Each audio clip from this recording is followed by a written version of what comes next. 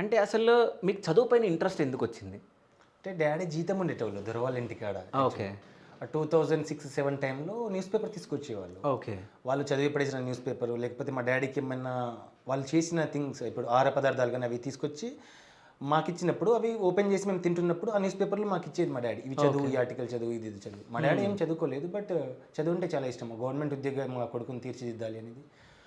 ఒక 5-6 years news paper కంటిన్యూస్గా తెచ్చి ఇచ్చేది మాకు ప్రతిరోజు. వాళ్ళు చదివి పడేసిన నెక్స్ట్ డే మేము తీసుకొచ్చి మా డాడీ మాకు ఇచ్చేది.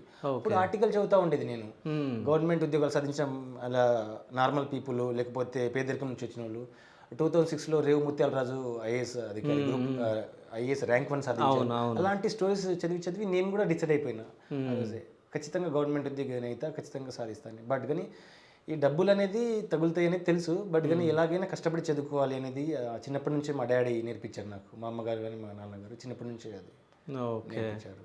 అయితే అంటే నాన్నగారు ఎప్పుడు చనిపోయారు? 2013లో చనిపోయారు. నా ఇంటర్మీడియట్ ఫస్ట్ ఇయర్లో. ఓకే. ఇంటర్మీడియట్ ఫస్ట్ ఇయర్లో జస్ట్ 6 days ఎగ్జామ్ బిఫోర్ చనిపోయారు. అప్పుడే నేను 10th క్లాస్ తెలుగు మీడియం నుంచి ఇంగ్లీష్ మీడియం ట్రాన్స్ఫర్ అయ్యాను. ఓకే. సో ఇంటర్లో డిఫికల్ట్ అనిపించే టైంలోనే ఎగ్జామ్ బిఫోర్ 6 days ముందే చనిపోయారు. ఓకే. న్యూస్ వచ్చి ఇప్పుడు నేను నా మైండ్లో మా డాడీ చనిపోయారని కంటే ఇక నెక్స్ట్ నేను చదువుకోవాలా, వేరే పని చేయాలా, లేకపోతే మా అమ్మ నన్ను సాగుతుందా, చదువు కంటిన్యూ చేపిస్తుందా అనేది నా మైండ్ అదే తిరుగుతుంది మా డాడీ చనిపోయిన కంటే. అంటే అంత పిచ్చి ఉండేది నాకు చిన్నప్పటి నుంచి. స్కూల్ టాపర్ 10th కాబట్టి ఇక మెరిట్ స్టూడెంట్ చిన్నప్పటి నుంచి. సో అలా గవర్నమెంట్ జాబ్ కొట్టాలి కదా. ఇప్పుడు మా డాడీ లేరు, మా అమ్మ నన్ను చదివిస్తుందా, లేకపోతే జీతం ఉంచుతుందా, లేకపోతే వేరే పని అలా.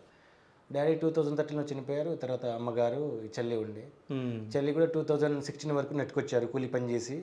కూలి పని ఇంకేం పని చేసేవాళ్ళు కాదు. జస్ట్ కూలి పని, నాటు పనికో మిరపకాయలతో అలా పోయి వాళ్ళు వచ్చే డబ్బులతోనే నాకు చదివించేవాళ్ళు. అలా ఇంట్లో సామాన్లు అవి తీసుకొచ్చి మిగతా రిమైనింగ్ డబ్బులతో నాకు చదివించేవాళ్ళు. చెల్లికి 2016లో మ్యారేజ్ అయిపోయింది. ఇంకా అమ్మ ఒక్కరే ఉన్నారు. ఇంకా మళ్ళీ నేను ఇంకా ప్యానిక్లో పడిపోయా. అంటే ఇప్పుడు నన్ను చదివిస్తారా, లేకపోతే జీతం ఉంచుతారా, లేకపోతే మళ్ళీ నా సిచ్యువేషన్ ఏంటిది మళ్ళీ అనేది. సో తర్వాత కూడా మా అమ్మగారు లేదు నువ్వు చదువుకో నేను పెడతలే ఏమేమి. కానీ మా అమ్మగారు 50+ ఏజ్ ఉంది. బట్ స్టిల్ ఇప్పటికి కూడా నాటు కూలి పనికి పోతారు, వచ్చే డబ్బులతో పంపిస్తారు. అలా చదువుపై ఎక్కువ ఇంట్రెస్ట్ పెరిగిపోయింది నాకు. ఓకే.